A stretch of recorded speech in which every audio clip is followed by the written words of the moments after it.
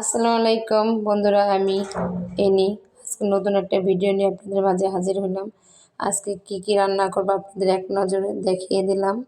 প্রথমে রুই মাছ দিয়ে বেগুন ভুনা, তারপর কলমি শাক ভাজি, ধনিয়া পাতা ভর্তা। ভিডিওটা দেখতে হলে সম্পূর্ণ ভিডিওর সাথে থাকতে হবে। প্রথমেই কড়াই বসাই নিলাম, এখন পরিমাণ মতন তেল দিয়ে দিলাম মাছ ভাজার জন্য।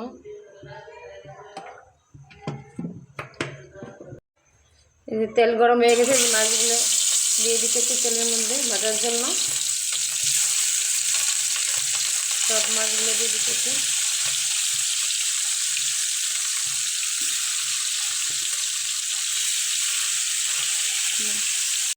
মাছ উল্টে দিতেছি,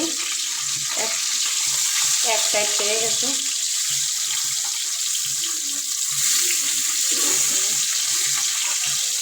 সব মাছ এক এক করে উল্টে দিতেছি।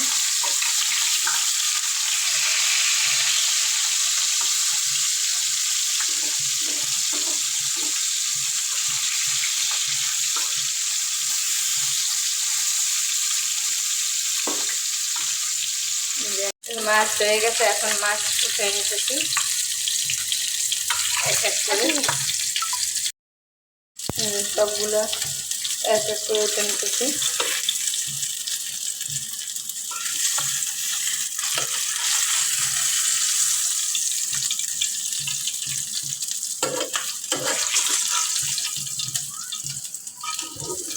মাছ উঠানো হয়ে গেছে, এখন বেগুন দিয়ে দেবো ভাজার জন্য।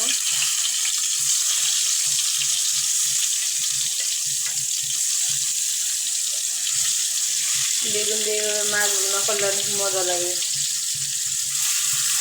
বেগুন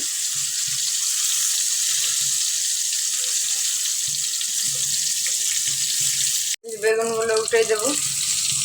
কিন্তু হয়ে গেছে বেগুন এক সাইড। এভাবে সবগুলো এক এক করে উল্টে দিতেছি। সবগুলো উল্টানো হয়ে গেছে। বেগুনগুলো হয়ে গেছে, উঠে নিতেছি বেগুনগুলো।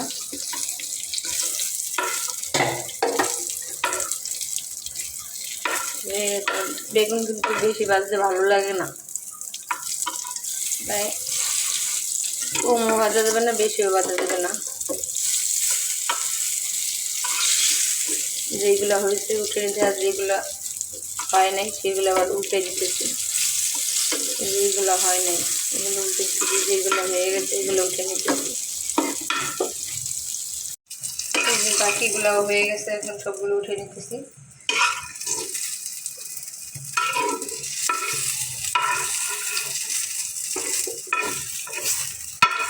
সবগুলো উঠে নেওয়ার পরে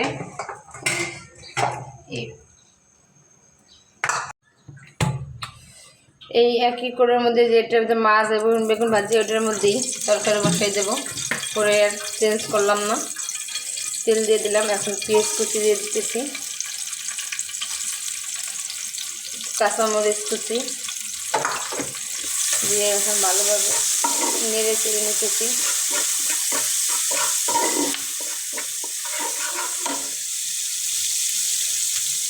পরিমাণ মতন লবণ,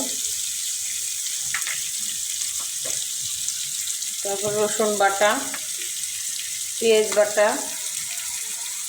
জিরা বাটা,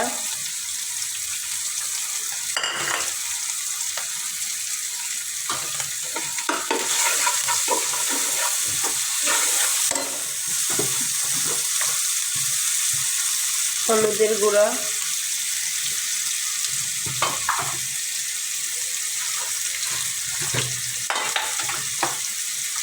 দিয়ে দিলাম মরিচের গুঁড়া।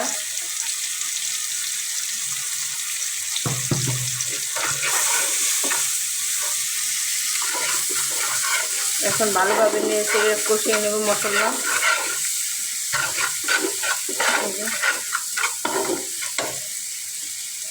হালকা একটু পানি দিয়ে দিচ্ছি, বেশি পানি দেওয়া যাবে না মশলা কষানোর জন্য। অল্প একটু পানি দিয়ে দিলাম, একটু টমেটো দিয়ে দিলাম। টমেটো দিলে তরকারিটা এমনি স্বাদ হয়। শীতের দিনে একটু টমেটো না দিলে কিন্তু ভালো লাগে না। মশলার ভিতরে টমেটো দিয়ে দিলে গলে যাবে এবং কালার হবে, আস্তা থাকবে না। এই যে পানি শুকিয়ে কিন্তু তেল উঠে গেছে, মশলা কষানো হয়ে গেছে। এখন পরিমাণ মতন পানি দিয়ে দেব। এই যে পানি দিয়ে দিতেছি, পানি দেওয়া হয়ে গেছে। এখন ভালোভাবে নেড়ে চেড়ে দেবো। এই যে ভালোভাবে নেড়ে চেড়ে দিলাম। পানিটা যখন উঠে উঠবে তখন মাছ এবং বেগুন ভাজা ছেড়ে দেবো। এই যে উঠে উঠছে, এখন মাছগুলো ছেড়ে দেবো। আগে মাছগুলো ছেড়ে দিতেছি ঝোলের মধ্যে।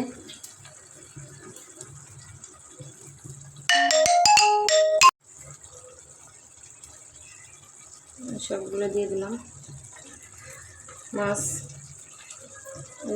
মাছের উপর বেগুন দিয়ে দিলাম। বেগুন তো এমনি নরম তরকারি, নিচে দিলে একদম গলে যেত। মাছ আগে দিয়ে তারপর উপর দিয়ে বেগুন দিয়ে দিলাম।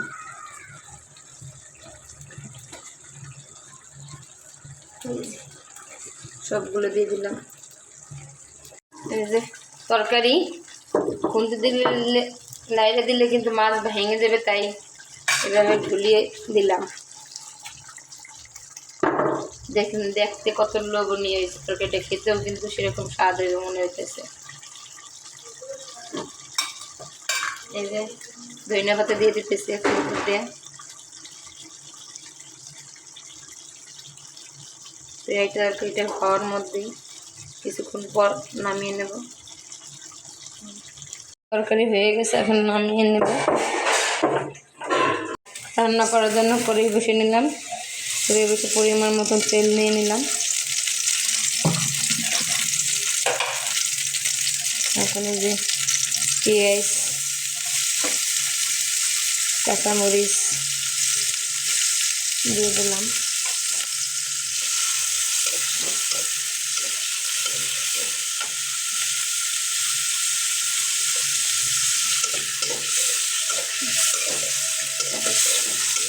এই যে রসুন দিয়ে দিলাম।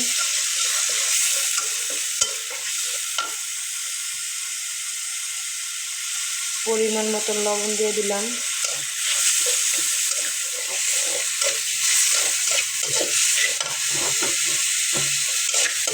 এখন ভালোভাবে নেড়ে চেড়ে নিলাম।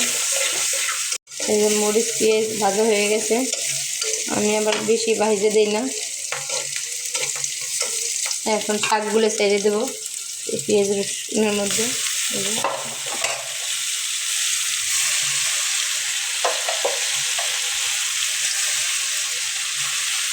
এখন উল্টে পাল্টে দেবো।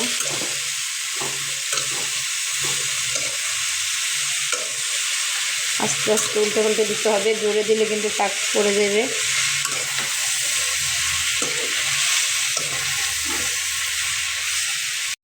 এই যে শাক ভাজি দেখেন এরকম হয়ে গেছে, তেল দেওয়ার পরে অর্ধেকটা হয়ে গেছে। এখনও কিছুক্ষণ জাল করে ভালোভাবে ভেজে নিতে হবে।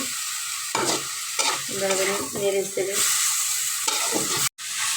শাক হয়ে গেছে, এখন নামিয়ে নেব। ভর্তা করার জন্য কড়াই বসাই নিলাম। তারপর কাঁচামরিচ ভাজার জন্য দিয়ে দিলাম। তারপর পেঁয়াজ,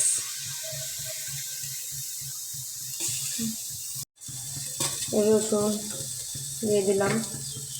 তারপর কিছু তেল, অল্প তেল দিয়ে দিলাম। এখন এগুলো ভালোভাবে মরিচ পেঁয়াজ ভাজা হয়ে গেছে। এখন ধনিয়া পাতা এগুলোর মধ্যে দিয়ে দেবো। ধনিয়া পাতা এরকম না করেও কাঁচা ভর্তা করা যায়, এরকমভাবে ভর্তা করা যায়। আমি আজকে এইভাবেই ভর্তা করছি।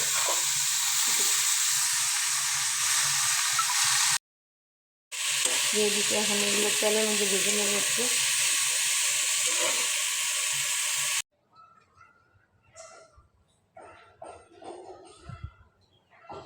দেখে নিলেন তো আজকে কি কি রান্না করলাম। ভিডিওটা যদি আপনাদের ভালো লাগে তাহলে লাইক কমেন্ট ফলো দিয়ে পাশে থাকবেন। আজকের মতন আল্লাহ হাফেজ।